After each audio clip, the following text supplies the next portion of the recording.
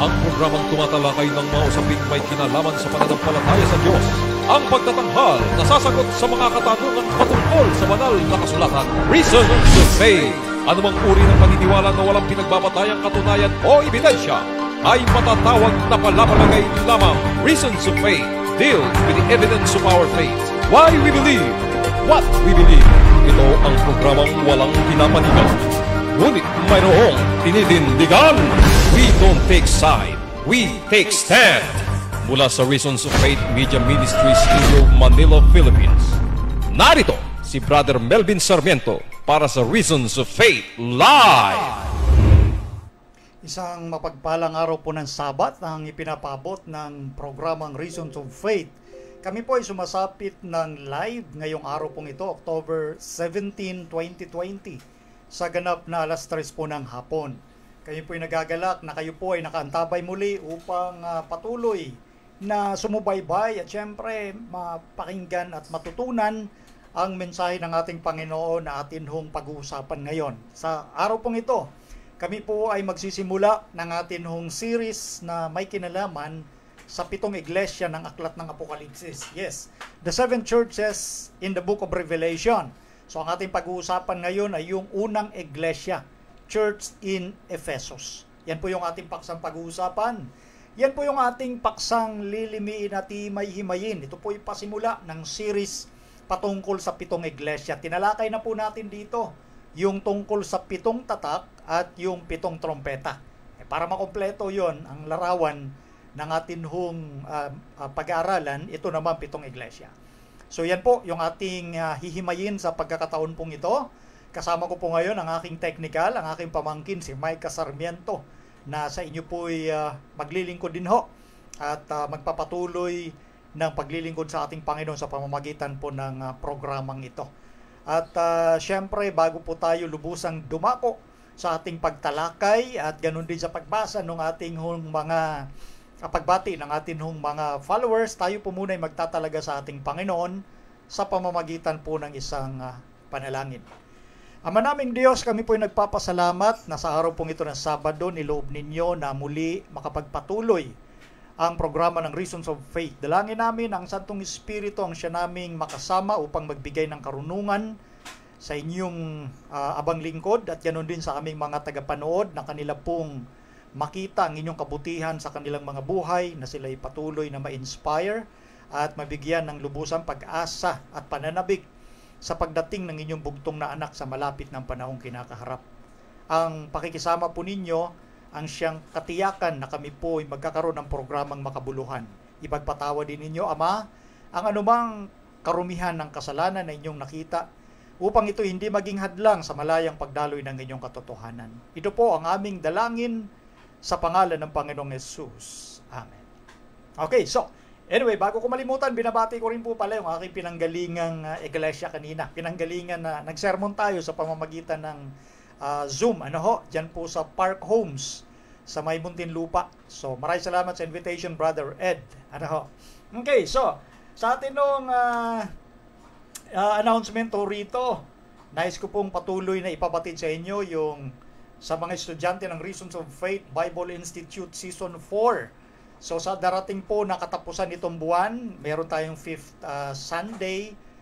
Doon po natin ipagkakaloob yung atin hong lesson 4. So antabayanan po ninyo, basta okay na lahat yung inyong reaction paper na nabigyan natin ng deadline nung nakaraan pong mga linggo.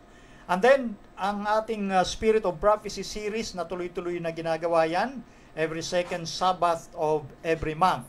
So sa darating na susunod na buwan, sa second Sabbath, atin pong ipagkakaloob ang pagtalakay ng ika-7 lesson ng Spirit of Prophecy series. Ganon din yung ating Reasons of Faith YouTube channel. Pakisubscribe po, yan ang ating pinaka-logo. At i-click nyo lang ang notification bell para lagi kayong ma-update. So pakisuportahan po at pakishare yung ating mga video dyan. At babasahin ko rin po itong pinapaabot na pagbati ng ating mga followers. Siyempre, unang-una na kay Dr. V. Ornopia. Thank you for the interesting presentation. Truly, God is with ROF programs. Praise God for all His blessings. God continue to bless you, Bro Melvin and ROF team. Maraming salamat din, Dr. V, sa patuloy na suporta po ninyo sa ating programa. Ganun din, galing kay Rod Gonzalez Cell. Happy watching po. Love this program. God bless and more power. Praise God. Salamat po. Galing kay Erica Estong. Yes, super blessed and thankful ako at na-discover ko ang ROF, one of the God's media ministry, na kung saan ako'y maraming natutunan. Wishing you more blessings in His service. Praise God, Sister Erica. Galing naman kay Wilmer Vosotros Bugos. Maraming salamat, Bro Melvin, at sa iyong program, ROF, sapagkat marami akong nalalaman at nauunawaan tungkol sa ating pananampalataya. Bagamat ako'y isang born Seventh-day Adventist, subalit kulang sa kaalaman. ROF is really a blessing to me. Praise the Lord, kapatid, no? At marami ka ring natututunan sa programa. Purihin ang atin hong Panginoon. Galing naman kay Seferina Binbinin de Vera.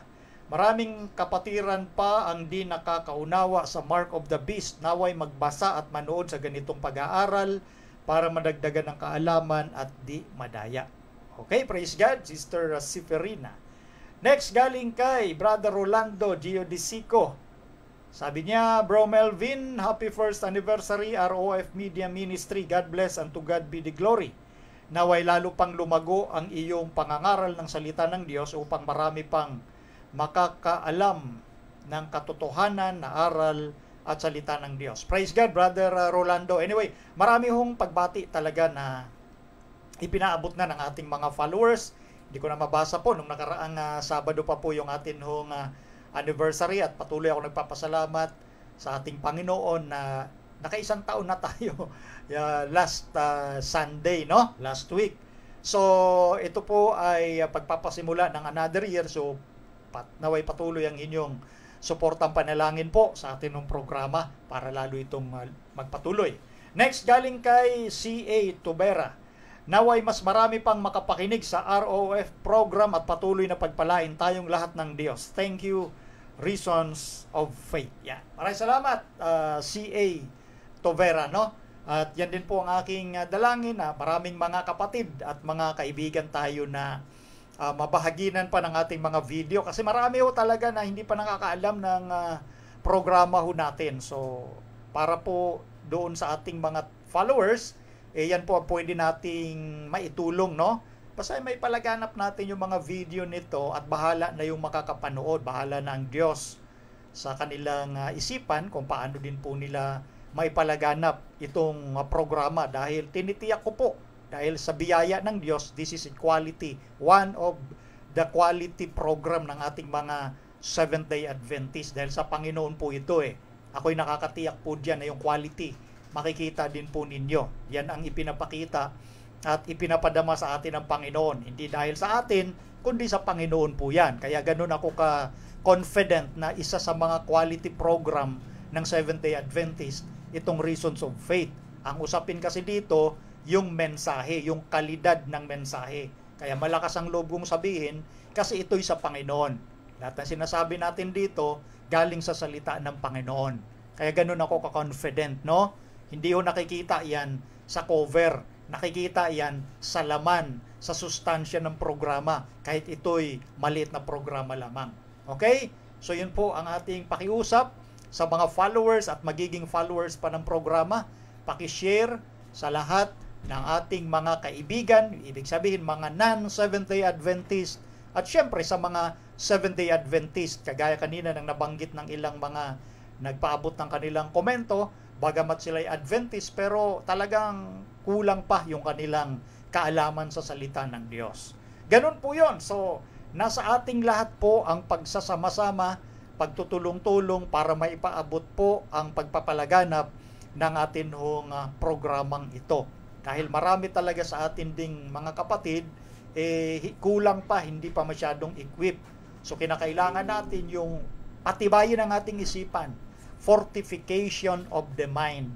Dahil yun lang ang pwedeng tumayo sa tunggaliang nagaganap at patuloy na magaganap sa ating sanglibutan bago dumating ang ating Panginoong Jesucristo. Okay, so ngayon ang ating pag-uusapan ngayon, itong 7 churches of Revelation. Ngayon po ang pasimula ng series. Ano ho? Unang iglesia, ang Efeso, ang ating pag-uusapan ngayon. Church in Ephesus. Ang iglesia sa Efeso. Ngayon, sa ating pag-aaral na ito, meron tayong method na gagawin. Una, yung tinatawag na geography. Titingnan natin ito kasi alam nyo po, ang ating Diyos is a God of sense, not a God of nonsense. Kapag meron dyan sinabing mga pangungusap at maging geography o location sa Biblia, literal yung kanyang pagkakasabi ng mga bagay o mensahe na kanyang ipinaparating. Hindi po ito dahil sinulat lang basta-basta, kundi ito'y ipinasulat ayon po sa sintidong maintindihan ng tao. Gusto ko maipakita sa inyo yung location ng pinag-uusapan pitong iglesia. Pakilagay, Micah. Eto yan. Ang aklat ng Apokalipsis po kasi ay ipinasulat ng Diyos kay Juan, John the Revelator or John the Beloved, doon sa isla ng Patmos. Makikita nyo dyan yung sa parting baba, yung Patmos. Isla po yan. Diyan po siya ipinatapo ng Emperor ng Roma, si John the Revelator or the Beloved. At diyan siya sinabahan ng ating Panginoong Hesus. Ipinakita sa kanya yung vision ng pitong iglesia. Makikita nyo dyan yung Ephesus. And then sumunod sa Ephesus, sa bahaging hilaga niya yung Smyrna. And then sa bahagi pang hilaga, yung Pergamum, yung pangatlong iglesia. And then sa southeast, nandyan yung Thyatira. At sa southeast pa rin, nandyan yung Sardis, continue Philadelphia, and then pinakahuli Laodicea. Kaya yung location po na yan, dyan sa Asia Minor, yung location ng sinasabi sa Biblia, literal na location at literal na pagkasunod-sunod nung mga iglesia na nabanggit sa bawat lugar na yan. So ngayon, ating pag-aaralan po rito, lalo na sa isipan, ilan ba talaga yung iglesia dyan sa Asia Minor? Alam niyo po, ang iglesia dyan sa Asia Minor, hindi lang 7, marami po yan. Yung mga itinayo ng apostol na si Pablo. Pakitanggal na, Micah. Marami pong mga iglesia yan. Kaya lang, ganito kabuti ang ating Diyos. Kaya nga sabi natin, our God is a God of sense, not a God of nonsense. Marami po kasi ngayon, mga nonsense kapag nagturo ng Bible prophecy, wala sentido. Kumbaga, hindi ayon sa sinasabi ng Diyos. Kaya dito makikita natin na ang mga iglesyang ito, bagamat hindi lang 7 ito, marami pa, ito'y sinadyang pinili ng Panginoon dahil ang mga iglesia na ito sa kanyang locality, mayroon po silang mga karanasan na magiging karanasan din hanggang sa pinakahuling kalagayan ng iglesia ng Panginoong Hesus bago siya dumating. Sa Biblia ho kasi, pagka ginamit lagi yung 7, it denotes completion or perfect, pagiging perfect, perfectness, completeness. So, yun ang ipinapakita ng 7. So, meron ditong mga quality sa kanyang local na applicable sa historical at hanggang sa panahon nga po bago dumating si Jesus. Ipinagpapauna ko na po yan. Ngayon, pakilagay nga, Micah, yung pattern of study. Sa atin pong pattern or methodology na gagamitin, titingnan natin, ganyan, ipinakita ko sa inyo yung isang bahagi lang ng geography, yung meaning o kahulugan noong mga iglesia. Pangatlo, yung kanyang kasaysayan sa kanyang local at historical context. Pang-apat, yung mga larawan ni Jesus, the pictures of Jesus na iba-iba yung larawan ni Jesus na ipinapakita sa bawat iglesia. Ikalima, yung commendation o papuri. Ano bang mga iglesia sa 7 ang may papuri at anong iglesia yung wala? At ano ang dahilan? Mga dahilan ng pagpuri at hindi pagpuri. Pang-anim, yung kanyang reproof o saway. Ano-ano doon sa 7 iglesia yung sinasaway? At ano yung uri yung saway? Pang-8, pang-7 yung counsel. Ano ba yung mga payo ng Panginoon sa bawat iglesyang ito? Pang-8, yung kanyang pangako. At yung ika-9, yung napakahalaga dito, aside sa maintindihan natin yung local, historical, ito yung application. Iaangkop natin yung mga mabubuting bagay na matututunan natin kasi nga sulat ito sa mga lokal na iglesia na may application sa paglaon o pagtakbo ng bawat panahon sa karanasan ng mga iglesyang ito hanggang bago dumating si Kristo. Yung application ay napakahalaga na maiangkop natin yung mga tamang leksyon na ating isa sa buhay para maging handa tayo sa pagwawakas ng panahon sa panahong darating na ang ating Panginoong Jesucristo. So yan po yung gagamitin nating pattern of study all throughout dito po sa series ng 7 churches in Revelation. So ngayon babasahin po natin yung mga talata patungkol sa unang iglesia. Eto, sunod-sunod nating basahin. Apokalipsis 1:2. Ang apokalipsis ni Jesucristo na ibinigay ng Diyos sa Kanya upang ipahayag sa Kanyang mga alipin sa makatuwid ay ang mga bagay na nararapat mangyaring madali at Kanyang ipinadala at ipinaalam sa pamamagitan ng Kanyang anghel sa Kanyang alipin na si Juan. Yung binabanggit doon, una, sa unang talata na ating binasa, ito po yung apokalipsis o kahayagan. I-stop muna natin doon sa puntong yun, no? Bago nating lubusang basahin lahat, no? Pag sinabi ko kasing apokalipsis, sa Gregong salita yan ay apokalupsus, na ang translation sa English, revelation. Ano nga po ang root word ng revelation? Di reveal. Ano sa wikang Pilipino ang reveal? Di ihayag o ipakita sa madaling salita. Pag sinabing ihayag o ipakita, logic dictates na maiintindihan mo yan sapagkat inihayag o ipinakita. Walang pinag-iba yan. Halimbawa, sa isang lamesa na tinakpan, merong bagay doon sa pagkatakip sa kanya at hindi mo alam kung ano yung mga bagay na yon maliban na i-reveal yung mga nasa ilalim ng tinakpan. That's the point. Revelation, apokalupsus, paghahayag. Kaya ko sinasabi ito, kasi may ibang mga Bible students, syempre, maging yung matatagal ng tagapagturo, sabi nila, mahirap daw intindihin yung aklat ng apokalipsis. Sabi ko, nandoon yung irony. Paano magiging mahirap isamantalang ang title mismo ng aklat, The Revelation of Jesus Christ, ang apokalipsis ng ating Panginoong Jesucristo. Meaning to say, ang message na ito galing sa ating Panginoong Jesucristo na kanyang inihayag sa kanyang lingkod na si Juan para dalhin, ipakita una doon sa mga iglesia locally, then historically, until the time bago dumating si Kristo. So, hindi magiging mahirap ang bagay na ipinakita. Paano mo masabing mahirap ang isang bagay na tinakpan and then binuksan yung takip, di nakita mo kung anong nandoon? That's why revelation. Kinakailangan lang natin kasi magpasakop sa ating Panginoong Diyos at yung methodology ng Biblia na dapat nating gamitin, hindi tayo aasa sa tinatawag na kakayanan ng tao. Yung sinasabing humanism o rationalism, umaasa yun sa kakayanan ng tao. So kaya nga, pinakita doon ng talata na ang apokalipsis ni Jesucristo na ibinigay ng Diyos sa Kanya. Okay? So, revelation. So, dito natin i-reveal yung mismong sinasabi po ng mga talata ng Biblia. O ngayon, ituloy natin ang basa, may kapakilagay, chapter 2, verse 1.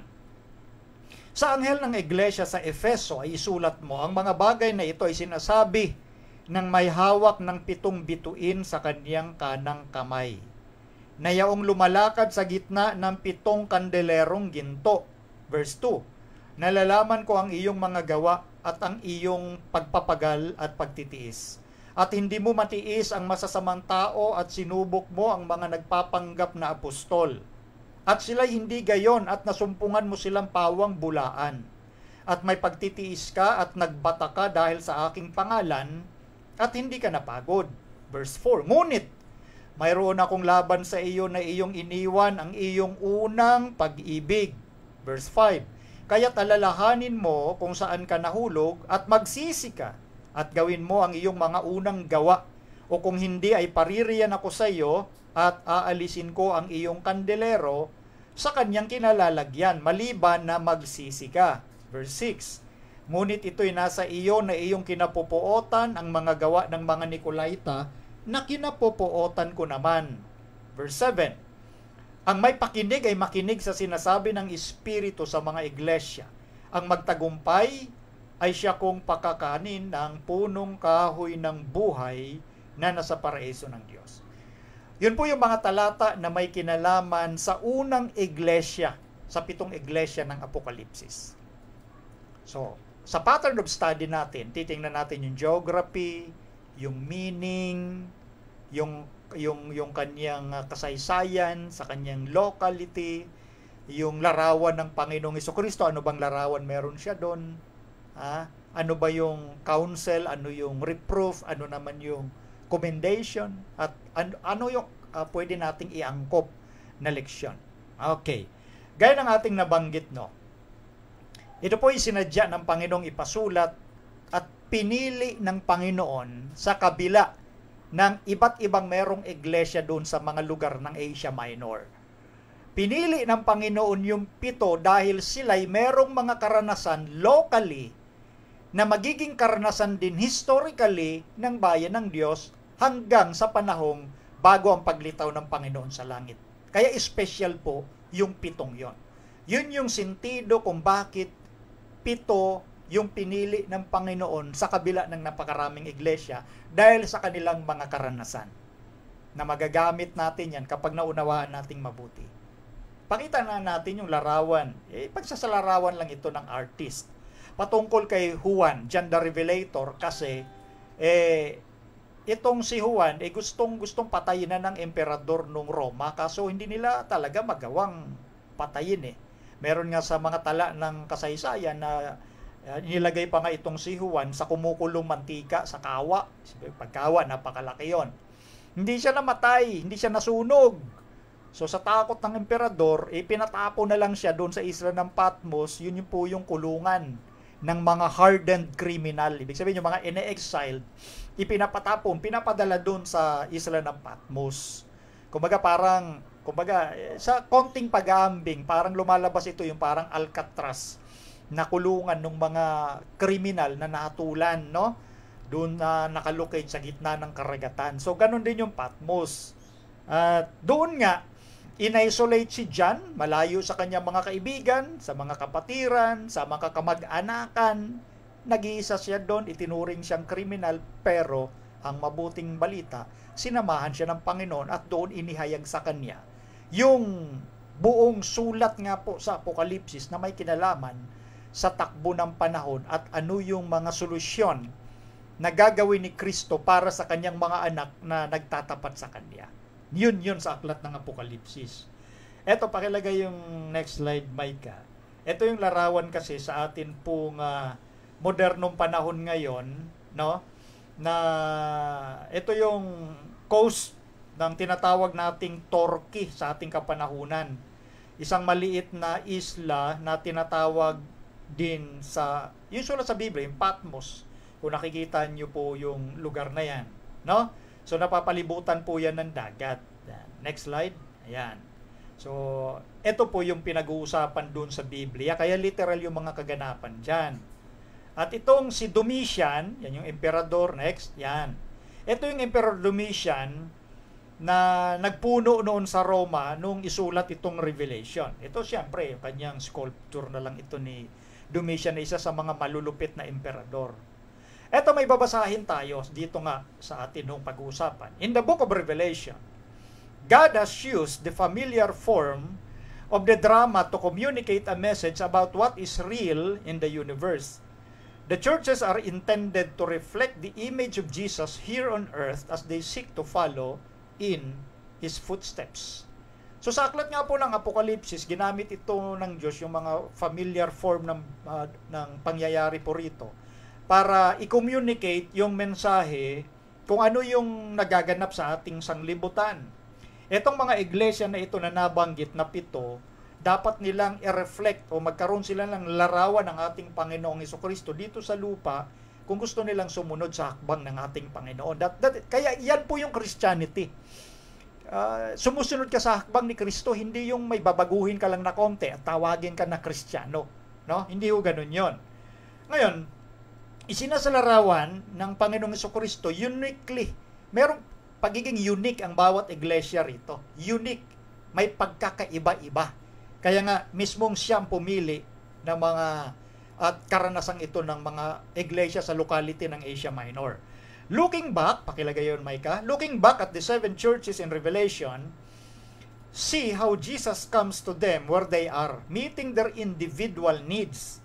As we look at each church, I want you to have a look at yourself, as I do, to see where your experience fits. Ito po yung sinasabi ko po kanina, na ito sa 7 iglesia ng Revelation, makikita natin kung papaano, kumbaga, nilalapat ng ating Panginoon yung pangangailangan ng bawat individual. Ang bawat individual na mga anak niya may pangangailangan doon sa bawat iglesyang yon.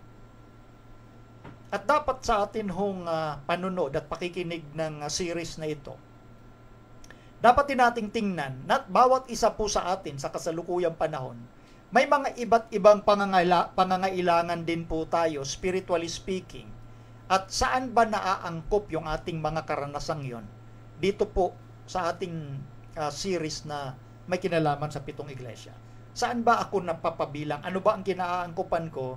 At ano yung kailangan ko sa ating Panginoon para matugunan yung pangangailangan kong yon at masolusyonan kung ano mang mga bagay na maaari ay aking kinasasadlakan sa spiritual na kalagayan. Ito po yung intention ng ating gagawing series. Sa ating Bible commentary, babasahin po natin sa page 737, the Lord chose the 7 churches, her name, because they were typical of the condition of the church as a whole, both in apostolic times and throughout the Christian era. Ito yung nabanggit na rin po natin kanina. Sadyang pinili ng ating Panginoon yung 7 iglesyang ito at kanilang mga katawagan dahil meron silang mga pangkaraniwang kondisyon sa kabuuan ng iglesia mula doon sa local apostolic time hanggang sa kasaysayan ng Christianity o Christian era. These messages, next, Micah, these messages were sent at a time when the Christians of Asia were suffering great tribulation under firm reproof. Reassuring comfort and glorious promises must have been designed to fill those needs. Ito ngang mga mensaheng ipinadalang ito sa bawat iglesia. Tingnan nyo kanina yung sa geography na pinakita natin nung una. Diba, una talagang mapapabutan yung Efeso Sunod Smyrna, Pergamo, Tiatira, hanggang pababa doon sa Laodicea Yung literal na location, sunod-sunod. Kaya ngayong mensaheng ito ipinadala doon sa kapanahunang yon, Christians of Asia, na sila po'y nagdadanas ng malaking kapigatian. At meron mga saway ang Panginoon at meron din namang comfort o pagbibigay ng kapanatagan sa kanila at maluwalhating kapangakuan para maiangkop ng ating Panginoon sa kanilang mga pangangailangan yung mga mensaheng nagmumula sa Panginoon. Napakaganda ho, di ba? Ngayon, pag pinag-usapan nga yung geography, next, in John's day, Ephesus was the leading city of the Roman province of Asia and later was its capital. Sa kapanahunan nga ni Juan, itong sumulat nito, ito pong Efeso ang siyang pangunahing probinsya ng Roman Empire, no? At later, siya po'y naging capital ng Asia. Ganun kaunlad ito pong Ephesus, no? It was situated at the western terminus of a great highway that crossed Asia Minor from Syria, and this, together with its location as an important seaport on Aegean, made it a focal point for trade. Nagisentro din pala ng kalakalan itong Efeso na ito. Ibig sabihin, kaya sila'y maunlad, sentro po sila ng commerce, kalakalan. Ipakita natin itong larawan sa atin pong modern time, no? Ito yung pangunahing street o kalye sa Ephesus. Dati-rati may mga ilaw yung bawat poste niyan. At makikita dyan yung mga terrace houses, no? So, ito yung mga remains, yung mga nalabi na lang ito na minsan ay pinapaganda na lang sa ating panahon. Pero ito yung dating main street ng Ephesus. Next, Micah. Ito, makikita naman natin dito, ito, mga remains pa rin ito ng Ephesus pinupuntahan ito ng mga turista, no? Kasi talagang isa po ito sa mga tinuturing din na tourist site. Dahil ito po yung mga, kumbaga literal na pinag-uusapan dyan sa 7 iglesia. Ito ang una na ito, yung Ephesus. At ito yung mga terrace houses. Yan yung mga terrace houses na yung iba dyan, na-renovate na para maipakita lang yung structure. Next, Micah. Ayan. Yan ho. So, may mga renovation lang dyan. Pero yan yung dating mga, talaga yan, larawan. No? At next, pakita natin yung ruins of the Temple of Diana. Ayan ho, yung one of the 7 wonders of the world. Yan. Na-discover yan ng isang archaeologist. Maya-maya babasahin natin. Kaya yung mga usapin sa Biblia tungkol doon kay Diana na si Pablo ngay nabugbog dahil gusto niya, pinapangaral niya, mga Diyos-Diyosan lang yan. So gusto siyang patayin nung panahong yan dyan sa lugar ng Efeso. So yan po yung, kumbaga, ruins na lang ng temple ni Diana. Babasahin natin ang kasaysayan. Ang Efeso kasi, pakilagay Micah, ang Efeso po kasi, mayroong mga tatlong mga mahalagang gusali dyan. Number 1, the Temple of Diana na nakita natin. One of the 7 wonders of the world was erected at the joint coast of all Asia and was 220 years in building. Ganun katagal. In the center of the court was an image of goddess Diana, which superstitious people believed fell down from heaven. Ephesus fell prey to the gods in AD 262, and the remains of its magnificent temple were hidden from the world until they were brought to light in 1869 by J.T. Wood, who spent 11 years from 1863 to 1874 in exploration of the ancient city. Kaya nga po nakita natin kanina yung ruins, di ba? In-explore ito nitong archaeologist na ito sa loob ng 11 taon. Mahigit 1 dekada. At nakita nga nila yung kagandahan talaga nitong lugar ng Efeso na winasak nga ng mga gods nung petsang nabanggit nung 3rd century AD. So kaya ngayong mga pinag-uusapan sa Biblia, literal po yun. At may mga mensahe ng Panginoon para dun sa karanasan ng ating mga naging kapatid nung una. Kaya nga sila Pablo, halos patayin niya dyan kasi pinigilan niya yung mga tao na huwag sumamba sa mga ribulto. Ang pangunahin ng ribulto nila si Diana, Roman goddess. Sa Greek, yan yung Venus. Iba-iba lang ang katawagan yan Kasi depende sa ruling kingdom. Nung panahon kasi ng Assyria, ang tawag sa kanya si Astoret. Yung reyna ng langit. Ayon kay Jeremias. At sumunod yung ibang ruling kingdom, Babylon. Andiyan naman, sumunod yan ng Medo-Persia, Greece, na naging Venus na nga. Hanggang sa panahon ng Roma, si Diana naman siya. At yung Diana na yan, although hindi ko topic yan ngayon yung pinasok sa backdoor of Christianity, siya ngayon yung binansagan lang sa pangalang Maria, yung ginamit ng Diyos para magkatawan tao si Kristo. Yun. Doon galing yan sa mga Diyos-Diyosang babae. Anyway, hindi ko nga topic yun, pero sadyang nandyan siya, kasama yan. Si Diana kasi Diyos-Diyosan yan. Okay? Next. Ephesus had a magnificent temple to Diana or Artemis which took 20 years to build. Yan, binasa natin kanina. One of the 7 wonders of the world. In the ancient world, the temple was the center of life. Kita nyo, sentro ng buhay noon ng mga tao, be it religious, social, or commercial. It was a place where people stored precious items like the banks of today. And the temple lent money to people. To go to the temple and worship was considered a sign of being a loyal citizen. Ito palang templo ni Diana. Ito po yung lugar nung panahong yon kung saan ang mga tao ay nagdadala ng mga mahalagang bagay. Kumbaga parang sa bangko sa panahon natin ngayon, nag-iimpok ng mga salapi. Doon sa panahong yon, nag-iimpok ng mga, siyempre mahalagang bagay, ginto, silver, or bronze, at iba't iba pa. At yung sila po sa temple na yon, sila po yung nagpapautang ng pera sa mga tao, nagpapahiram ng pananalapi. At kaya nga sila pumupunta doon sa templo at sumamba kay Diana. Ito po ay tinitingnan o kinukonsider bilang tanda ng pagiging tapat na mamamayan ng Roma.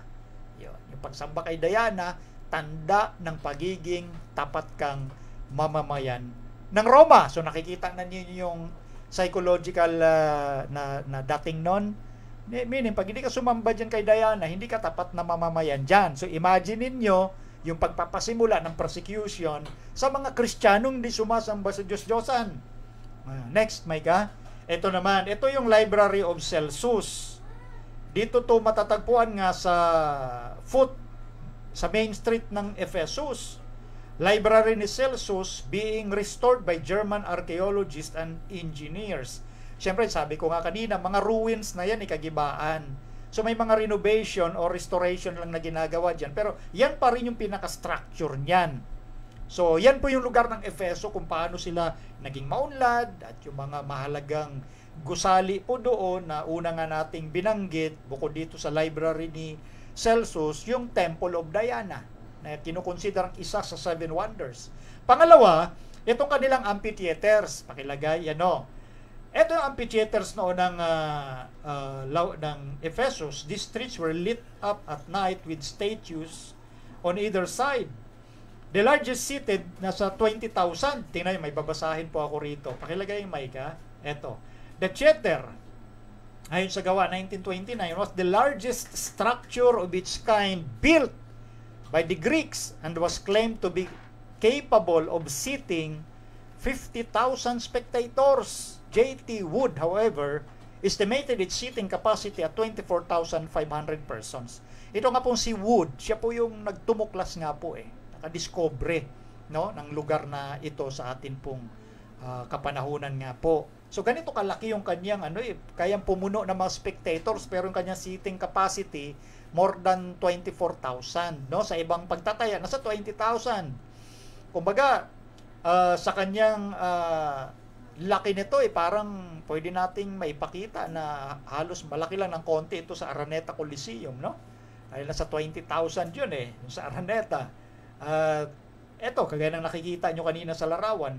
Yan yung pangalawang structure na kilala ang Ephesus. Yung pangatlong structure, ito naman yung tinatawag na stadium or circus. Yan, makita ninyo yung gate dati. Yan. Yung una, Micah? Yung una? Back. Yan. Yan, yan yung pinaka-gate ng stadium na yan. And then next, ayan na yung reconstruction, yung pagre-renovate ng structure ng Ephesus. Pinupuntahan din ng mga tourist ngayon yan. Ngayon, ito yung kasaysayan ng pangatlong mahalagang buildings yan sa Ephesus. Pakilagay, Micah. The stadium or circus, an arena in which the Ephesian people witness foot races, wrestling matches, so noon pa pala yung mga wrestling na yan, and fights with wild beasts. The competitors were usually condemned criminals who were sent naked into the arena to be turned to pieces by wild beasts.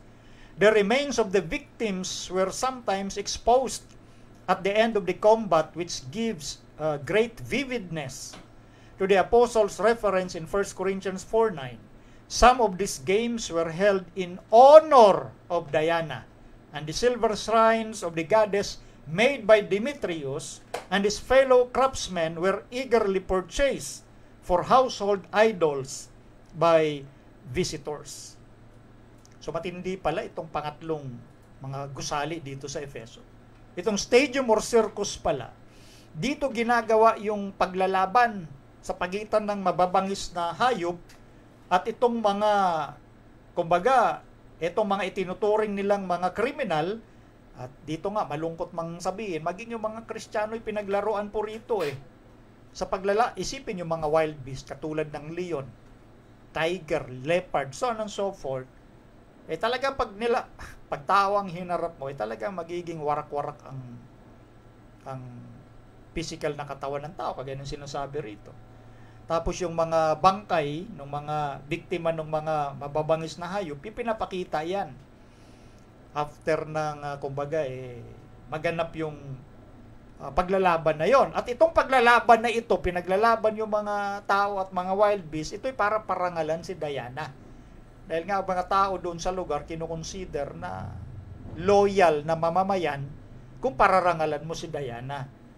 So, kaya marahil, sangayon dito sa paglalahad ng istorya na ito, itong sinasabi ni Pablo sa unang Korinto 4:9, kumbaga, meron siyang nasa isipan na, ang ginamit niya kasi doon panuorin o spectacles. ang pagkasabi ni Pablo doon may kinalaman naman sa great controversy na nagaganap between God and Satan, no? So, ginawang panoorin o spectacles, theater ang ibig sabihin noon, theater. So, kaya yung punto, may mga theater na kasi noong kapanahunang yon. Kaya lang masasama yung mga pangyayaring ginagawa dyan sa theater na yan, no? So, noon pa nangyayari ito. So, yan po yung third important structures dyan sa lugar ng Ephesus.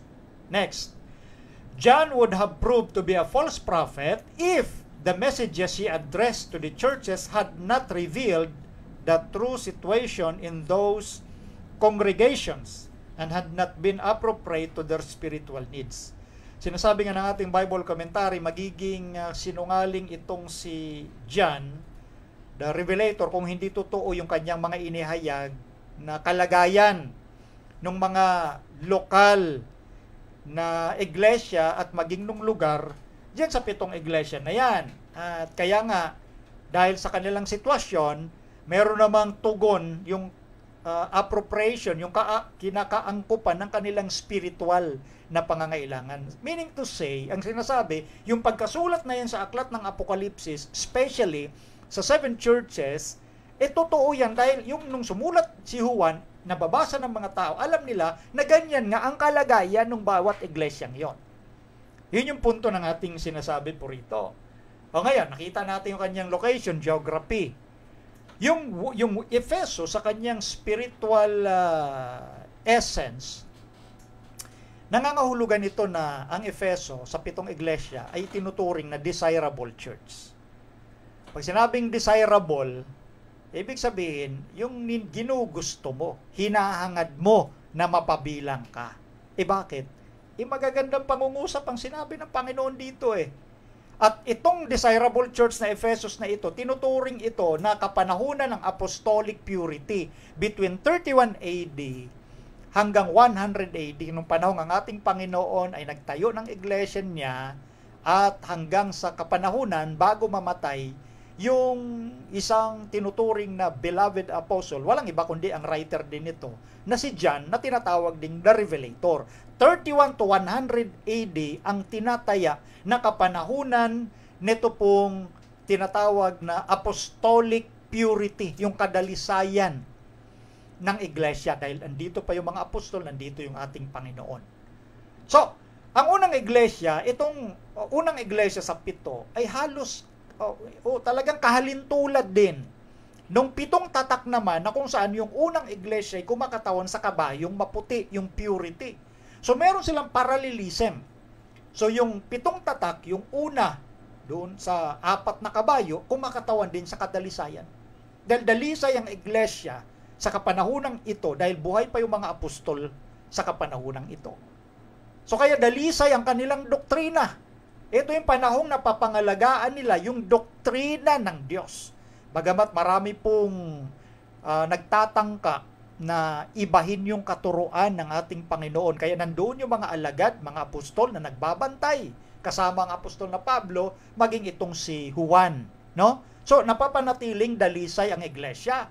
Kaya hindi katakataka na tinatawag silang desirable church itong Ephesus.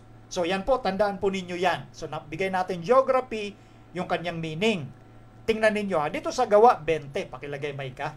Ito ay pagpapatawag ni Pablo sa mga elder sa lugar ng Ephesus. Ang sabi rito, ingatan ninyo ang inyong sarili at ang buong kawan. Nasa kanila'y ginawa kayo ng Espiritu Santo na mga obispo upang pakanin ninyo ang iglesia ng Panginoon. Next, Micah.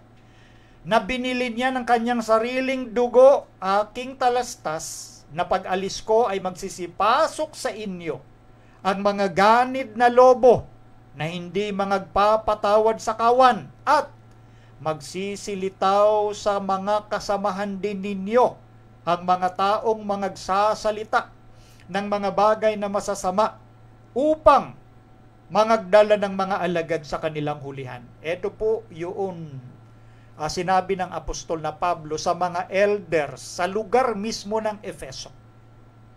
Pinatawag niya ito dahil alam ng apostol na si Pablo yung kaaway hindi titigil hanggat hindi madungisan yung kadalisayan ng iglesia sa pamamagitan ng kanyang doktrina o turo.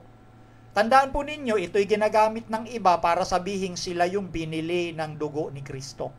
Tandaan ninyo na ang mga tao na nandito, na mga nag-uusap, they are Sabbath keepers.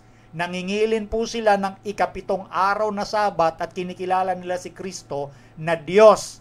So hindi po ito yung iglesyang itinayo ngayon na inangkin yung pangalan ni Kristo, ha. Maging maliwanag tayo kasi corrupted yung doktrina nung iglesyang nag-aangking kay Kristo sa panahong ito. Tandaan ninyo yung ating mga sinabi sa doktrina, dalisay po sila. Mga Sabbath keeper, nangingilin ng ikapitong araw na Sabat at tinuturing si Kristo, kinikilala na anak ng Diyos o kapantay ng Diyos. Yan po yan. So alam ni Pablo na pag-alis niya, ang mangyayari, may magsisipasok na mga lobo dito po sa iglesia ng Efeso. At magsisilitaw din ika sa mga kasamahan din ninyo. Naakayin yung mga alagad sa pamamagitan ng maling doktrina na lumaban sa iglesia. Di ba? So ito po yun pong alam na ni Pablo na mangyayari dahil ang kaaway hindi titigil. Pag alis niya, magsisipasok sa inyo yung mga ganid hika na lobo at magsisilitaw sa mga kasamahan din ninyo yung mga nagsasalita na mga bagay na masasama. Noon pa nag-a-attempt na yung mga kalaban ng Diyos. Noon pa nauso yung paniniwala na si Jesucristo ay hindi Diyos at tao lamang sa likas na kalagayan. Noon pa po yan. So isa yan sa pinapangalaga ang doktrina noon ng iglesia, lalo na sa iglesia sa Efeso.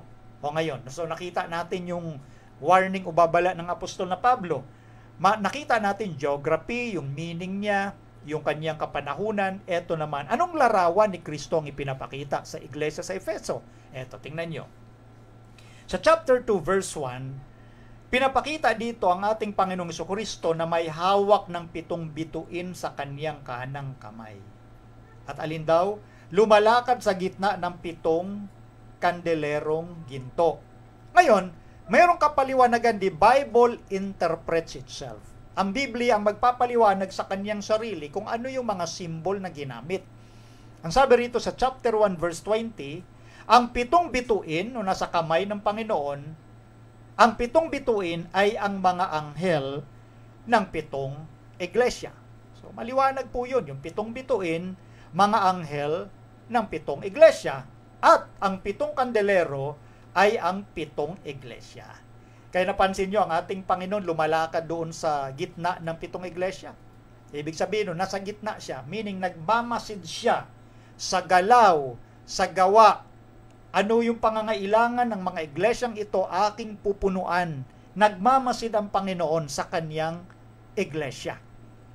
Nakita nyo po ito. So, yun yung symbol na ipinapakita. Kaya siya lumalakad sa gitna ng 7 kandelerong ginto. At tandaan natin, yung bituin at yung mga anghel na pinag-uusapan dito na nasa kanyang kamay, 7 bituin, mga anghel ng 7 iglesia, kumakatawan din po ito sa mga mensahe na nasa iglesyang yan. Dahil pinagmamasdan ni Kristo ang kanilang bawat galaw at kung ano yung dapat nilang sundin at ano yung kanilang mga pangangailangan. Ngayon, pag pinag-usapan naman yung commendation o papuri, nakita na natin yung larawan ni Kristo, di ba? Lumalakad siya sa 7 iglesia, no? Pinapakita na nasa kanya yung mensahe para doon sa 7 iglesia. Ngayon, ang commendation o papuri ito, sabi sa chapter 2 verse 6, na itong Efeso na ito, kinapupuotan niya yung mga gawa ng mga Nicolaita, na kinapupuotan naman ng Panginoon. Ano ba itong symbol or pagkagamit ng salitang Nicolaita? Alam niyo po, pag mga Nicolaita, ito po yung mga mahilig sa compromise. Compromise ba? Yung tipong gusto mo para maabot mo yung iba, ile-level mo yung sarili mo, meaning ibababa mo yung standard mo. Compromise. Ayaw ng Panginoon yan. Mayroon siyang pamantayan o standard. Dapat yung nasa baba, sila ang pumantay sa standard ng Panginoon. Hindi pwedeng ang Panginoon ang bumaba sa standard. Ang Panginoon nangingibabaw ang kanyang standard. Kaya nagkaroon po ng tinatawag na pagbagsak. Anyway, sa mga darating pa nating pag-aaral nito, mapapakita ko po sa inyo kung paanong ang sinabi ko na yung mga leaders ng mga iglesia sa bawat baitang ng panahon, nagbaba ng standard, kaya nakorap yung iglesia. Samantalang, ito sa iglesia sa Efeso, pinanatili nila yung standard dahil kinapopuotan nila yung gawa ng mga Nicolaita. Sa ibang pag-aaral ng mga scholar, itong Nicolaita, pinapaniwalaang nanggaling kay Nicolas. Yun yung, kumbaga, nakita lang nilang dahilan kung bakit ginamit ito sa spiritual sense, itong Nicolaita, sapagkat sa pakikipag-compromise, nawawala yung kadalisayan nung inilatag na standard o pamantayan ng Panginoon eh. Hindi mo pwedeng ibaba para lang maabot mo yung iba. Hindi ho ganun yon. Pag pinag-usapan yung purity ng gospel, walang compromise dyan. Dahil ang Diyos hindi nakipag-compromise, tingnan nyo po ang puntong ito. Kung noon pa lang sana, kung kaya namang daanin sa compromise lahat, nung nagkasala itong si Adan at si Eva, bakit kinakailangan pang ibigay ng Diyos ang kanyang bugtong na anak para bugbugin, alimurahin, saktan, at the end, ipako at patayin dun sa krus? Kung kaya naman palang i-compromise na lang, baguhin na lang yung kautusan, huli kaya alisin na lang. Magaan lang naman yung kasalanan ni Eva kumain lang naman doon pa lang sana. Kung totoo na dapat ibaba ang standard para maabot yung iba, hindi ginawa ng Diyos yun. Pinanatili niya yung standard na ang paglabag sa kautusan nagre-resulta ng kasalanan at kamatayan. Hindi niya binaba yun. Sa halip na tao parusahan, nag-sacrifice mismo yung creator o manlalalang. Tingnan nyo kung gaano kataas ang standard. Tapos para ipangaral lang ng mga naliligaw at nalilitong mga Kristiyano na hindi na kailangang sumunod sa kautusan ng Diyos. So ito yung punto na kinomend, pinapurihan ng Panginoon ang iglesia sa Efeso. Kasi yung pamantayan ng Diyos, pinananatili nila, walang compromise. Death before compromise. Di bali nang ibuwis nila ang kanilang buhay kaysa makipagkompromiso at ibaba ang standard ng Diyos. Ganon katibay ang pamantayan ng Diyos na kahit buhay ng kanyang anak, kanyang ipinagkaloob.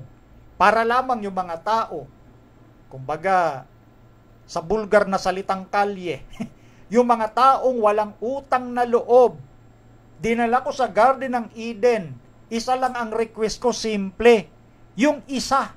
Huwag niyong kainin yung bunga ng isang punong kahoy. Lahat naman pwede niyong kanin, lahat. Isa lang ang hindi pwede. Kita mo yung mga taong ito, mga walang utang na loob. Salitang kaliho kasi yun Ginagamit ko lang para maabot natin yung isipan ng masa, no?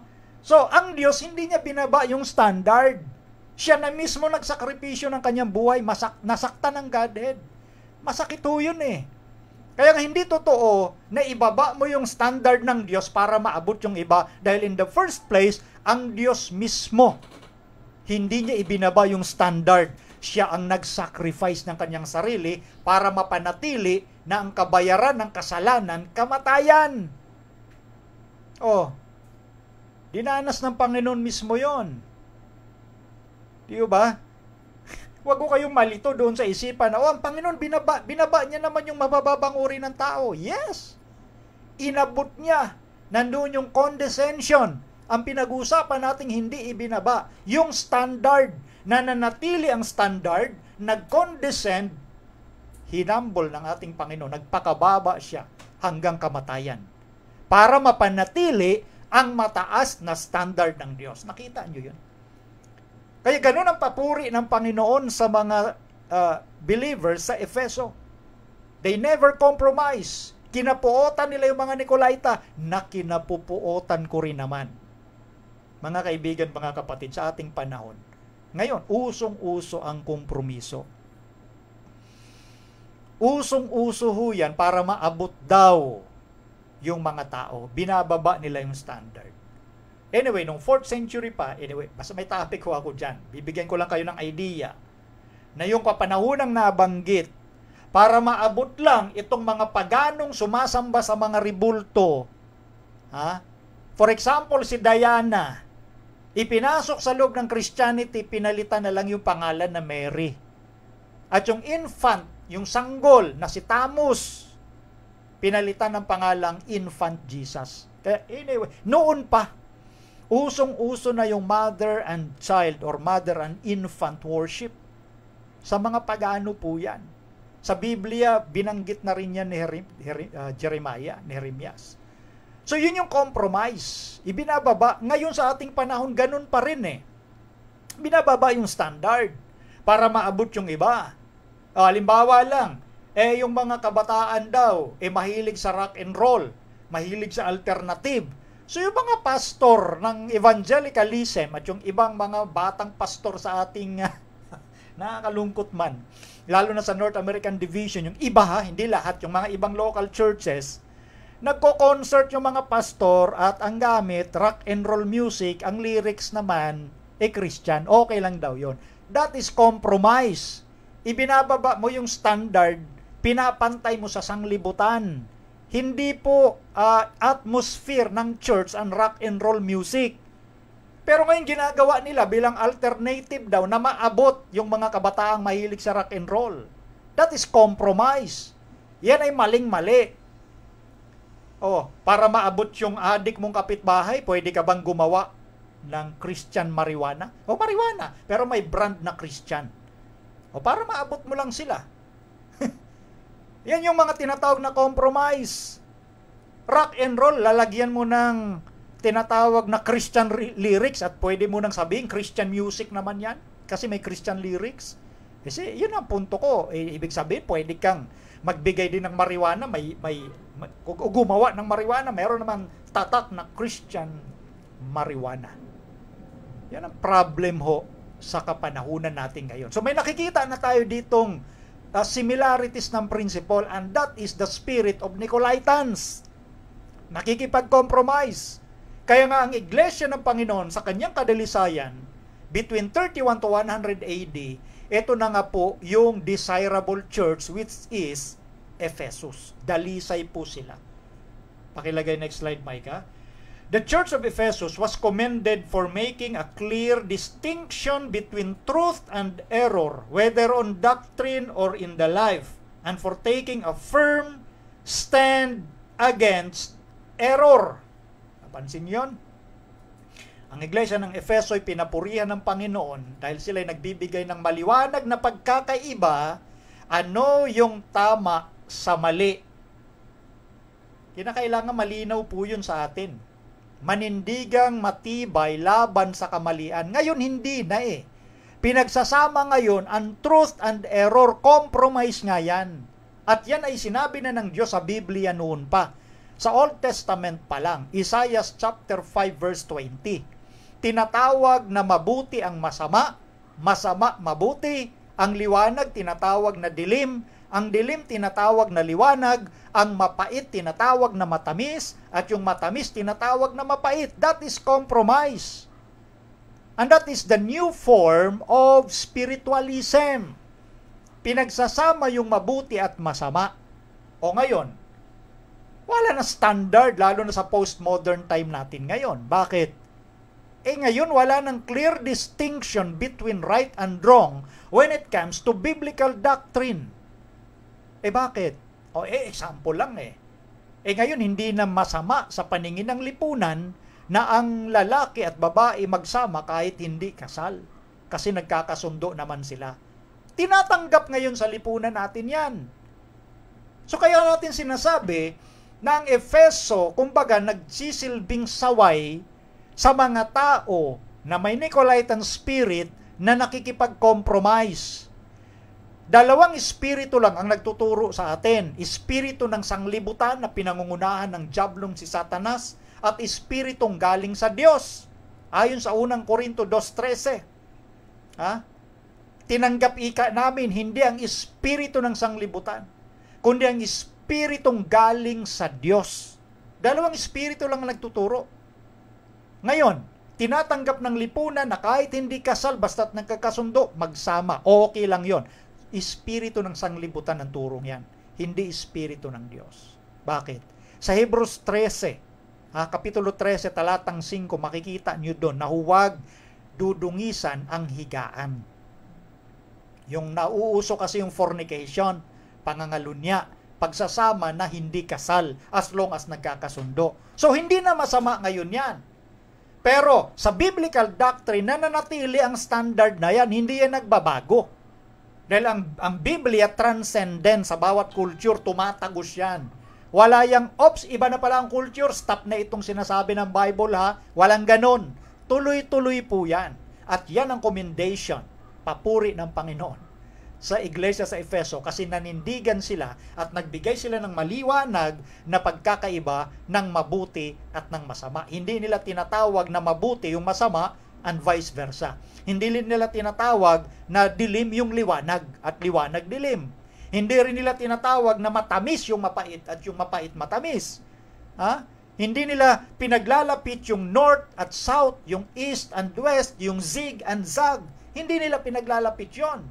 Kaya nandun sila sa kani-kanilang sariling lugar. Merong maliwanag na pagkakaiba, ano yung hilaga sa timog, ano yung silangan sa kanluran, ano yung zig and zag, bakit sila nandyan.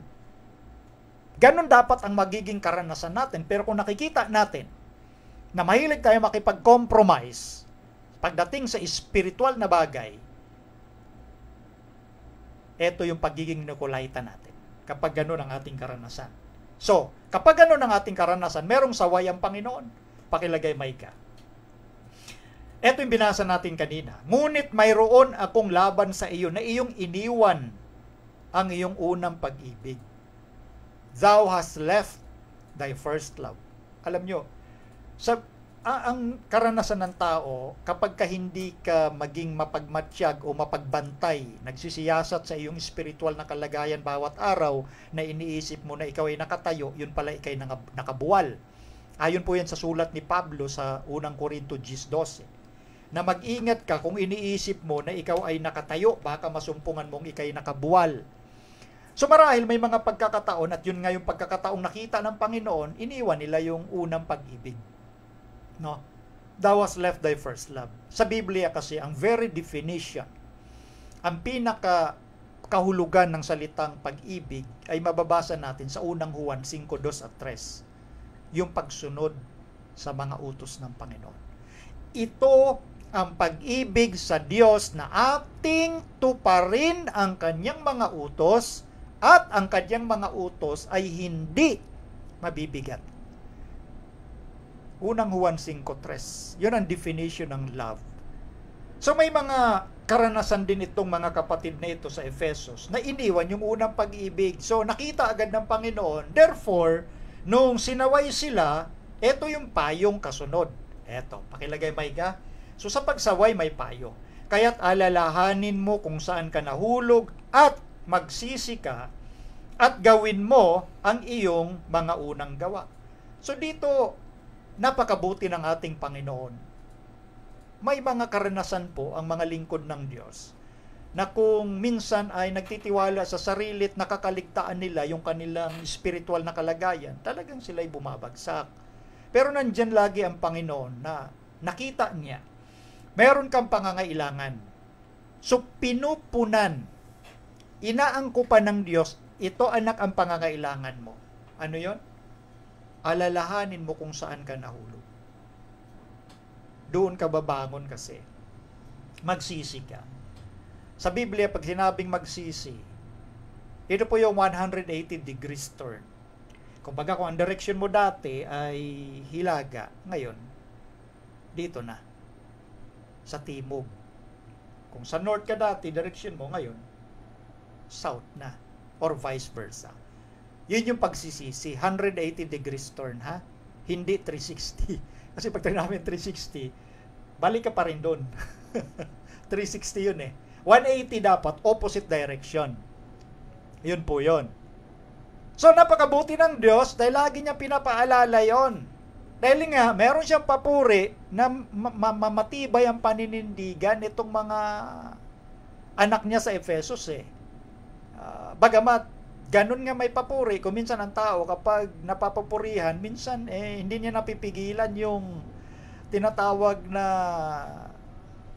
pag-internalize ng papuri na yun hanggang sa lumaki ang ulo, yung iba nawawala. Ingat ho tayo doon. Yung iba nga, nakainom lang ng isang basong tubig, nalunod na. You know what I mean? Ang tawag doon ay figure of speech. Nalulunod sa isang basong tubig. Hindi niya makayanan yung, sipin mo, konting papuri pa lang, hindi na nakayanan, nalunod na. Di ba? So, ang Panginoon, napakabuti. Pinapaalala niya yon. Ha? Nasa Panginoon pa rin dapat yung ating tingin. Magsisi ka, gawin mo ang iyong unang mga gawa. Ano yung unang mga gawa? Ito yung pagsunod sa Diyos nga, yung paninindigan sa tama at hindi pakikipagkompromiso. Yan ang kabutihan ng ating Panginoon na ginawa sa iglesyang ito. So may papuri, no? At ang pangako ng Panginoon, pakilagay Micah.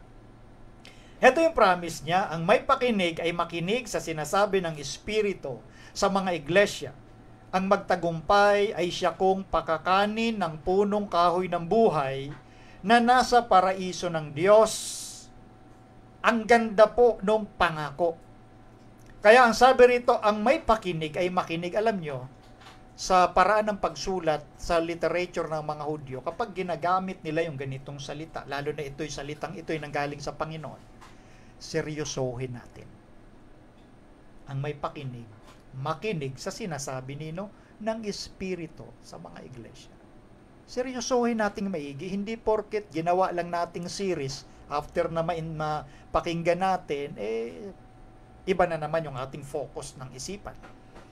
Ulitin ko ha, kaya sinadya ng Panginoon piliin yung 7 sa kabila ng napakaraming iglesia rito kasi merong silang mga karanasan doon sa 7 na angkop, sakto, akma sa magiging karanasan ng mga Kristiyano hanggang sa panahong bago dumating si Kristo.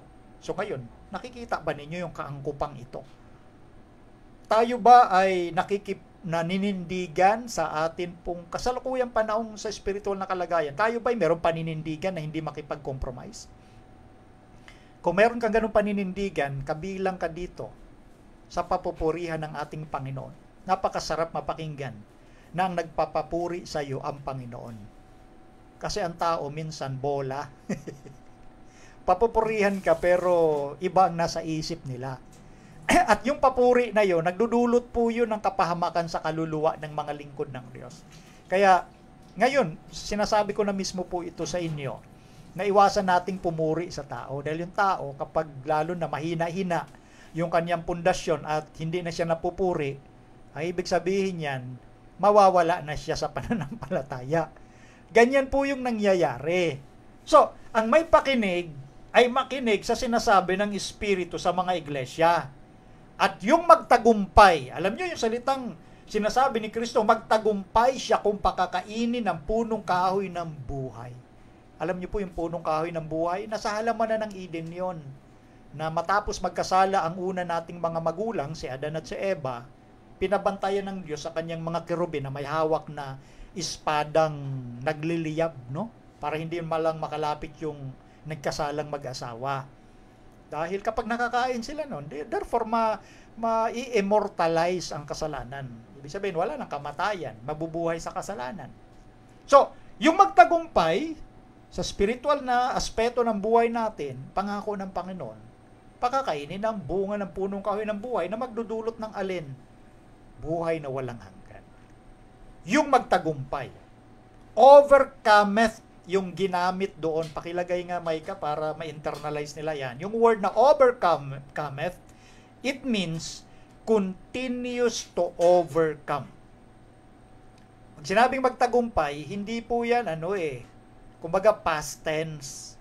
Yan po ay progressive.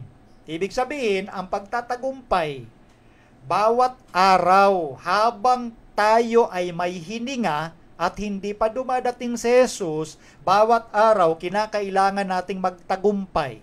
At yan ay matatamo lamang sa biyaya ng Panginoong Hesukristo. Overcometh means continues to overcome. Hindi pwedeng nagtagumpay tayo ngayon din, hindi na natin mabantayan bukas kasi nagtagumpay tayo ngayon. Mahuhulog ka sa kasalanan. Bakit? Example lang sa Biblia. Itong si Elias.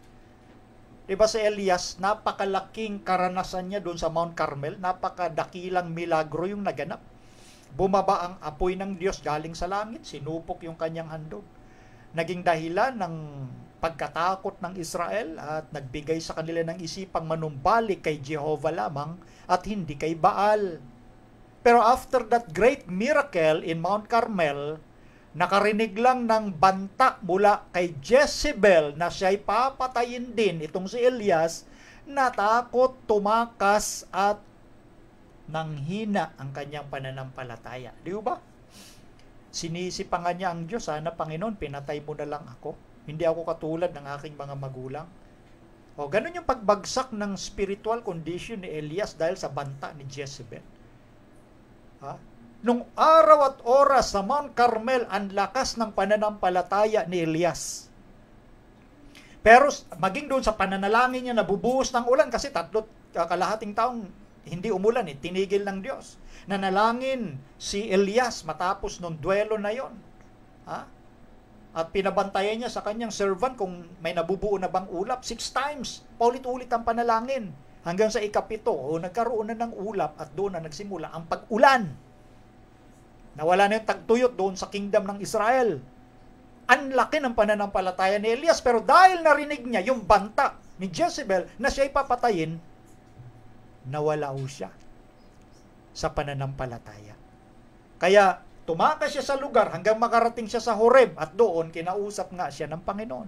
Anong ginagawa mo dito, Elias? Di ba mayroon pa pinapagawa ako sa iyo doon sa Israel? Bakit ka tumakas? Ganon ang mensahe ng Panginoon. Ganon ang dating ng mensahe. Natakot kasi si Elias. Yun yung punto ng overcometh.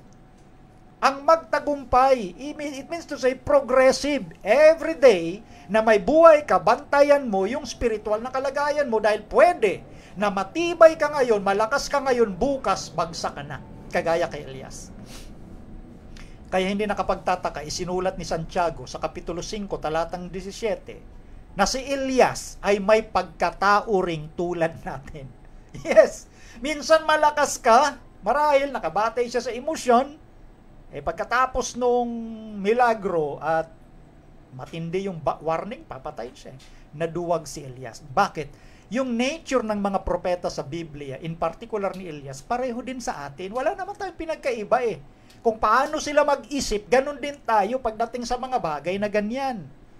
Pero tayo po'y nade-develop depende sa ating tiwala o relasyon sa Diyos. Nade-develop ang bawat individual na merong relasyon sa Diyos at kay Kristo.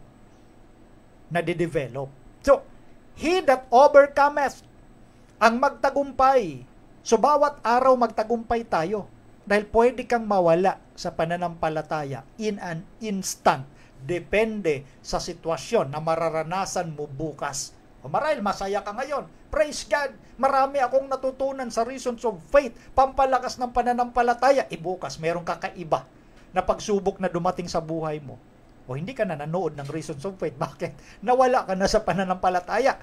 Kaya nga ang pangako ng Panginoon, tuloy-tuloy na pagtatagumpay at ang maganda, tutulungan niya tayo. Bakit? Kasi ang larawan ni Kristo sa Efeso, lumalakad sa gitna ng kandelero o 7 iglesia, meaning siya'y patuloy na nagmamasid at tinitingnan ano ang iyong pagkukulang at ito yung ibibigay ko sa iyo. To feel that spiritual needs. To appropriate, iangkop, iakma para maging sakto ano yung pangangailangan ng anak ko. Yun yung message sa Efesos. So napakaganda itong pangako. Napakaganda. At habang ginagawa natin yung pagtatagumpay, dito na bibuild up yung ating stronger relationship sa Diyos na ang nagiging resulta, tayo ay nagiging blessing sa ating kapwa-tao at lubos ang development ng atin pong spiritual aspect at tumataas lalo yung standard na ito. Tingnan nyo, babasahin ko po, pakilagay. Yung sulat ng Apostol na Pablo sa 2 Korinto, Kapitulo 4, talatang 16. Kaya nga, hindi kami nanghihimagod. Bagamat ang aming pagkataong labas ay pahina, ngunit ang aming pagkataong loob ay nababago sa araw-araw. Wow! Napakaganda nung sinasabi ng Apostol na Pablo na ito. Ang sabi niya, Kaya hindi siya napapagod. Alam niyo po, bago ko balikan uli, siya sa Apostol Pablo, matinding karanasan yung dinanas niya in matters of sacrifices, tribulation, persecution. Napakatindi nung kanyang karanasan na inilahad niya po eh. Maraming beses siyang sinasaktan, ilang beses na muntik-muntik siyang mawalan agad ng buhay, pero never siya nag-give up. Siya yung masasabing wala namang degree ito, bagamat nakita naman natin yung resulta. Sa Biblia pa lamang sa New Testament, 13 yung kanyang sulat dyan. 27 books in the New Testament, halos kalahati kanya 13. Tapos marami din siyang naitayong mga iglesia dito po sa Asia Minor, no? Marami siyang naitayo eh. At habang itinatayo niya at nagmi-missionary siya, may trabaho siya. Hindi siya umaasa ng kakainin sa mga kapatiran niya. Nahihiya si Apostol Pablo doon. No? Hindi siya umaasa sa mga kapatiran para magpagod, para mapakain lang siya. Never niyang ginagawa yon. Kaya nga siya may trabaho. So hindi po ito dahilan na sa panahon natin ngayon, yung mga nagsasabing magle-layman aasa sa donasyon o sponsorship ng mga kapatiran. Although yung mga kapatiran, maluwag naman talaga yung loob na nagbibigay. Pero wag naman nating gamitin na dahilan na ako'y layman at mangangaral ng Diyos, di na ako magtatrabaho. Nabalikan lang natin yun kasi si Pablo maprinsipyong tao din. Siya ay nagtatrabaho, gumagawa, yung kinakain niya galing sa kanyang pinagpapaguran.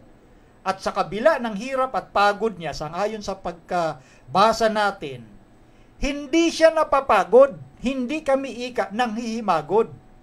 Pero sa ang panlabas na tao, siyempre ang ating katawan, pahina talaga ito, tumatanda tayo, di naman tayo pabata, di ba? So tumatanda tayo, therefore pahina yung ating pagkataong labas, pero ang napakaganda nito, yung aming pagkataong loob nababago araw-araw. Ito po yung gawa ng banal na Espiritu sa buhay ng tao na gustong mabago yung mga ugali at isipan. Nakita ni Apostol Pablo na babago siya araw-araw. Di ba? So ito po yung gusto ng Panginoon na maging karanasan natin. Nung sinabi niya, ang magtagumpay, continuous overcoming yon. Dahil ang sinasabi sa Biblia, yung ating spiritualidad na kalagayan dapat nababago araw-araw. Nagtatagumpay ka doon sa dating ginagawa mong hindi tama. Mayroong struggle na nararanasan ka, hindi yung natutuwa ka kasi, nagawa ko na naman itong kasalanan pero mabait ang Diyos, praise God, kaya niya akong patawarin. Yes! Kaya tayong patawarin ng Diyos pero ang nasasanay ka na gawin yung mali, yun ang napakadelikado, walang pagbabagong magaganap doon. Meron kasing pagkakaiba sa tinatawag na cherishing for sin at yung isa, hatred for sin. Ano yung pagkakaiba ng dalawa? Pag sinabing cherishing for sin, gustong-gusto mong gawin yung kasalanan. Sa isipan na mapagpatawad ang Diyos. Tawag dyan, presumptuous sin. Presumptuous, kasalanan yun. Nagpipresume ka na okay naman ang Diyos kahit magkasala naman ako. Kasi pag sinabing hatred for sin, galit ka doon sa kasalanang nagawa mo. At nandun yung pagsusumikap by the grace of God na pagtagumpayan mo yun. Tagumpayan mo yun. Dahil galit ka sa kasalanang nagawa mo. Pero yung ibang klase, ang lakas, ang tibay ng sikmura.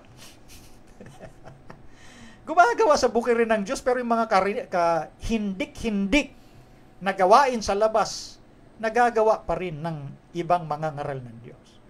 That is cherishing for sin rather than hatred for sin. Kaya walang pagbabagong magaganap pagkano ng karanasan. That's why, etong si Pablo, sinusulat niya, kahit humina ang aming pagkataong labas, ang aming pagkataong loob naman, nababago araw-araw. Bakit? Mayroon siyang motivation ng pagmamahal sa Diyos at sa pangako ni Kristo na ang magtagumpay, pakakakainin ko ng bunga ng punong kahoy ng buhay. It means, meron kang pananabik na maging karanasan na makasama ang Diyos at magkaroon ng buhay na walang hanggan. Hindi lamang ang Diyos ang may hangarin na makasama ka, kundi maging ikaw, ang longing desire mo is to be with God. Alam nyo, ang Diyos, matagal nang pa'y pananabik na makasama tayo eh. Sinimulan niya yan doon sa kanyang mga mensahe. Particular sa bayan ng Israel, nung siya ay nagpagawa ng sanctuary.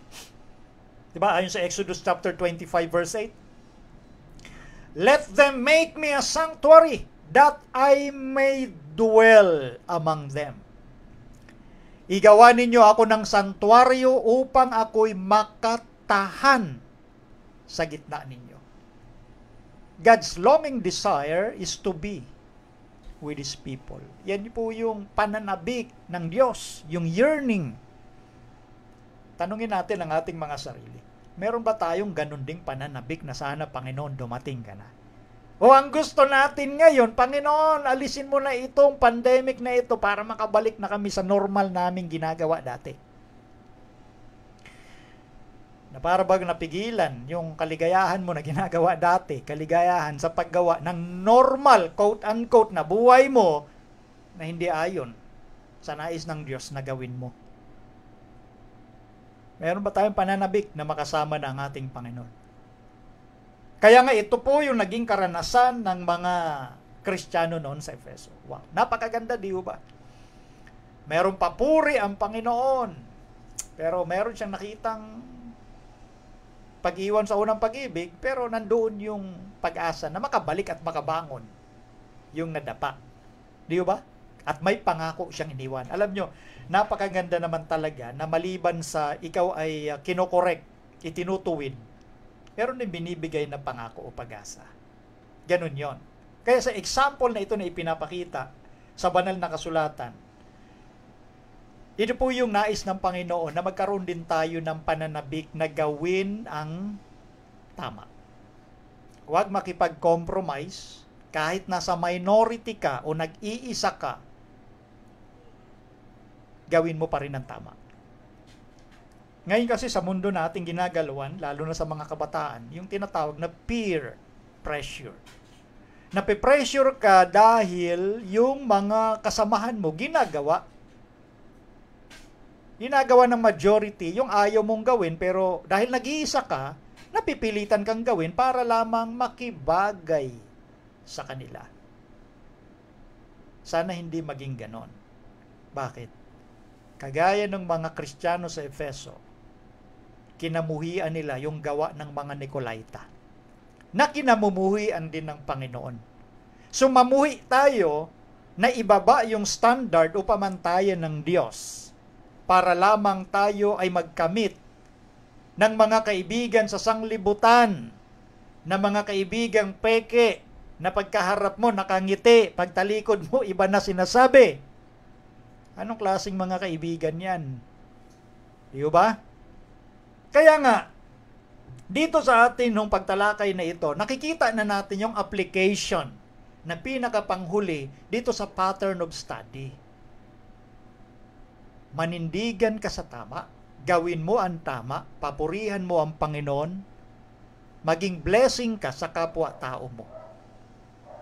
Magkaroon ka ng pananabik na mabago ang buhay mo araw-araw para ikay maging desirable Christian person. Alam nyo, napakaganda na yung mga tao natutuwa kapag nakikita at nakakasama ka. Napakaganda sa pakiramdam na gusto ka nila kaysa doon sa pag nakita pa lang ikaw na parating. Iba na yung sinasabi patungkol sa'yo. Mayroon no talagang mga ganun eh. Yung makita ka pala, eto na naman si ganito. Dapat wala niyan dito. Dapat din natin kasama yan. Diba? Napakasakit na karanasan yung ganun. Kaya nga dito, kaya sila'y desirable ang Efeso dahil nga ang una nilang panuntunan, parangalan, papurihan ang Panginoon. Of course, they are not perfect kasi nga merong saway. But, nakikita dito na meron din silang pagnanais na tumayo dahil sa pangako ng Panginoon. Na yung kanilang motivation, Panginoon, may pangako ka, hindi mapupunta sa wala yung aming pinagpaguran. Kaya nakita namin na kahit kami nanghihina sa pagkataong labas, kami naman nababago sa aming pagkataong loob. Bakit? Meron kang tinitingnan. Ang reward kasama po yan sa motivation. Gantimpala ng Diyos. Kasama yan sa motivation eh. Kaya nga may binibigay na gantimpala ang Biblia para i-motivate ka rin.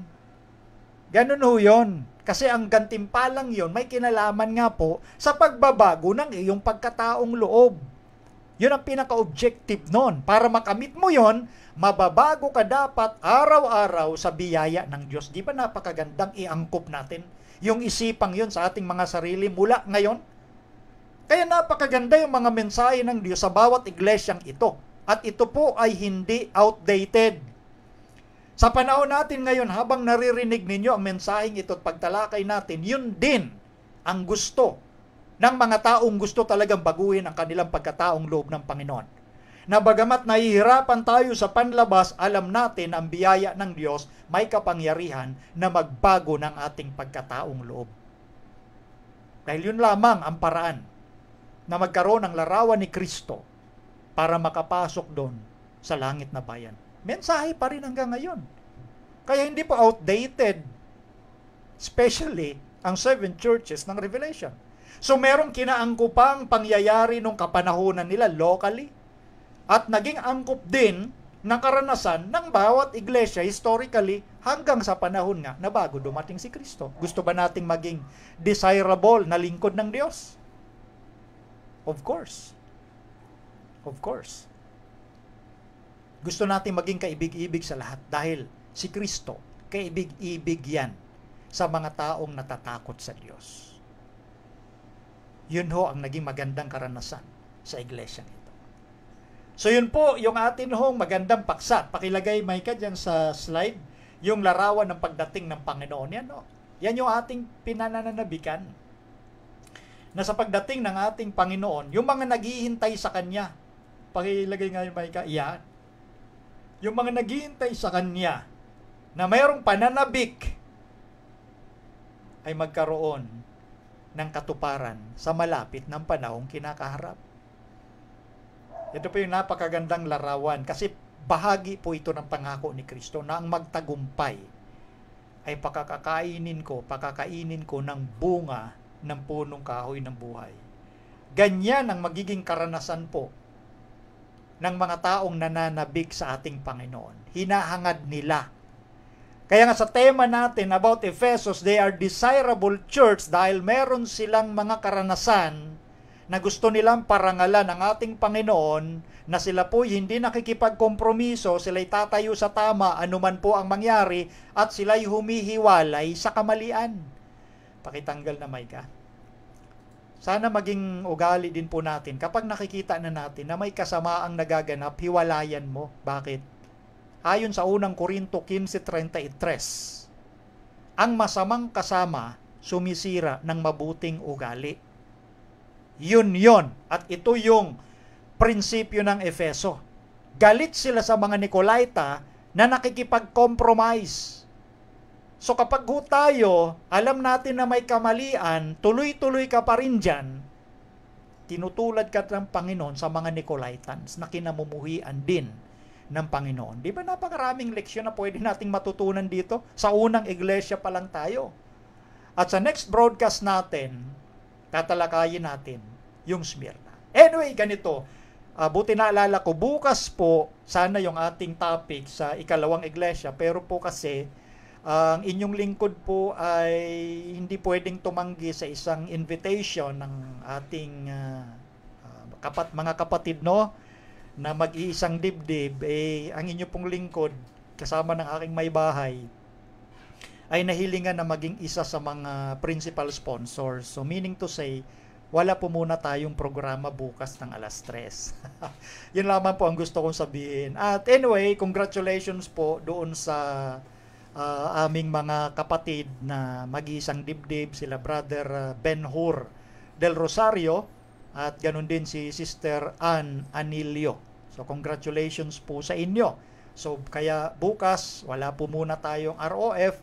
So sa next Saturday at Sunday 3:00 din po ng hapon sa kalooban ng ating Panginoon, tatalakayin natin yung ikalawang iglesia dito po sa 7 iglesia na series, ang iglesia ng Smyrna. Okay? So, bago tayo lubusan magtapos, hinihiling po na tayo po ay manalangin ng pasasalamat sa ating Panginoon. Ama naming Diyos na makapangyarihan sa lahat, maraming salamat po na inyong inihayag ang karanasan at paninindigan ng inyong mga anak sa iglesia ng Efesus. Nawa Panginoon, naunawaan namin ang mensahe pong ito, na kami din ay magkaroon ng karanasang manindigan sa tama at huwag makipagkompromiso, at maging pagpapala po kami sa aming kapwa-tao, na kami po'y maging kaibig-ibig din sa kanila.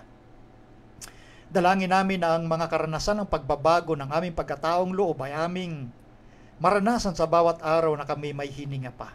At hanggang sa panahon na dumating ang inyong bugtong na anak, ang aming Panginoong Hesus, bawat isa sa amin, 10 ng aming sambahayan, ay sama-samang sasalubong sa Kanya sa mga alapap ng langit upang tanggapin ang pangako na pakakainin nyo kami ng bunga ng punong kahoy ng buhay, at ang maranasan namin ay buhay na walang hanggan.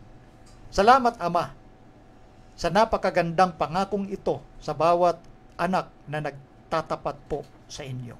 Ito po ang aming dalangin sa pangalan ng Panginoong Hesus. Ang programang Reasons of Faith ay pansamantalang nagpapaalam sa susunod na Sabado at susunod na Linggo. Kami po ay muling babalik. Ito po ang inyong mga naging kaagapay, ang aking mga technicals, Micah Sarmiento at Aliyah Sarmiento. Ang aking may bahay na nag-share ng ating mga video, si Maiden Sarmiento. 10 ng atin pong mga supporters ng Reasons of Faith. Ang bawat pamilya po ninyo, ang bawat isa sa atin, ay patuloy natatanggap ng biyaya ng Diyos. Ito po si Brother Melvin Sarmiento na nagsasabing, pagpalain tayong lahat ng ating Panginoong Diyos.